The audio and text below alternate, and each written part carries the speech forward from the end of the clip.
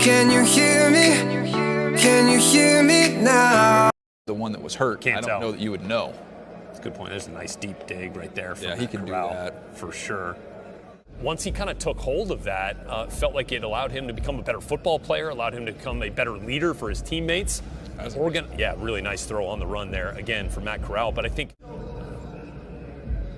sounds like, again, just it's a guy kind of growing into himself in a lot of different ways, not just on the field, but off as well. So say what you want about it. It's as or if not more intriguing this year because of the mysterious nature of who's going to be there, who's going to take these quarterbacks. I think there's a good group of Bs. You know, and I mean that it's a compliment.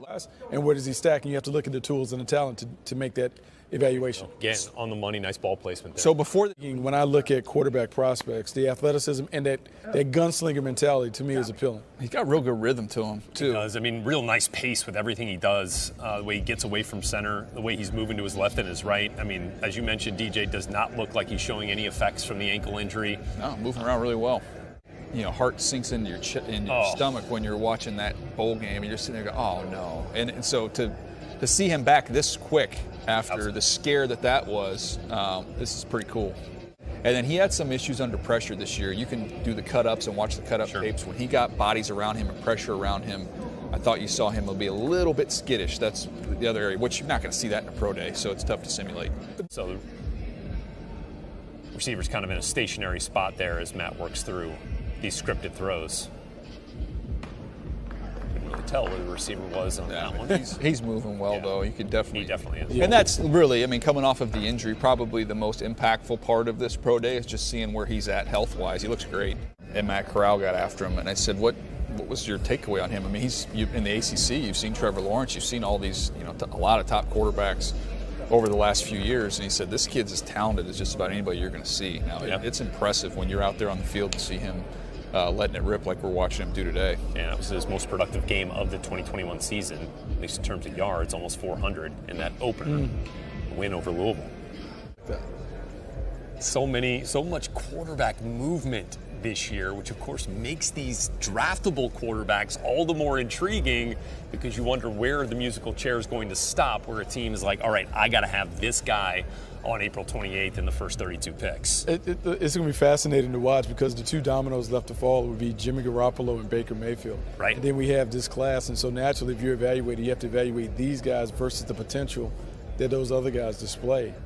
Now, if we pick them, here's my question. Are, a year from now, 2 years from now, are we right back in the same room saying we got to get better than this? Yes.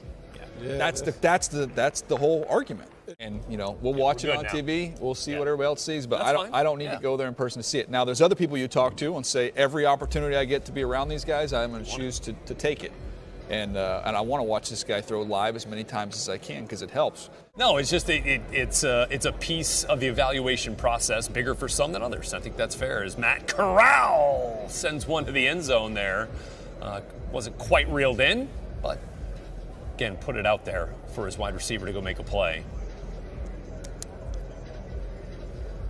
So let's see. This is definitely a workout with some pace, as you mentioned, and look for Corral. You don't know how where the conditioning level is from the work that he's been able to do trying to rehab the injury as well. So here we go.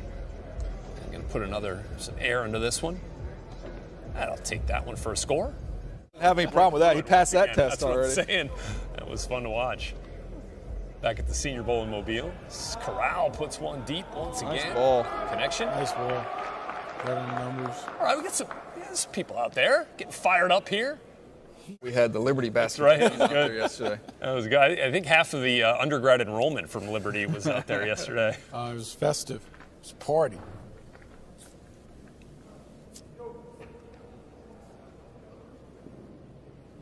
Yeah, it is. I mean, that is a tight, compact stroke right there. Type of system, Buck, that might fit this skill set as we sit here, maybe better than others right now in terms of teams that are looking? I'm really intrigued by him staying close to the SIP down in New Orleans with the Saints. Just Pete Carmichael, you have Jameis Winston on a 2-year deal, but have an opportunity. In terms of fundamentals, mechanics outside of the release, the way the feet are connected with the eyes, I mean, we get that here. Is there still It's work just to be like done? an obstacle course. Yeah. So Matt Corral, as we mentioned earlier, one of 5 quarterbacks this year that went 20 and 10, 20 plus passing touchdowns, 10 plus rushing touchdowns. You know, a threat on the ground through the air, and now trying to drop this in the bucket. Here we go. Their corner of the end zone. It's a nice view.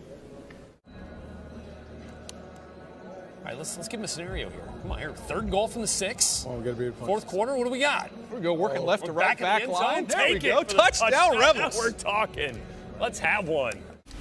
Into the deep ball as we welcome you back to this Path to the Draft Pro Day special from Ole Miss's Pro Day. Matt Corral from the goal line to about the 44. So pretty good right there. Matt Corral, no shortage of arm strength. The ball jumped out of his hand.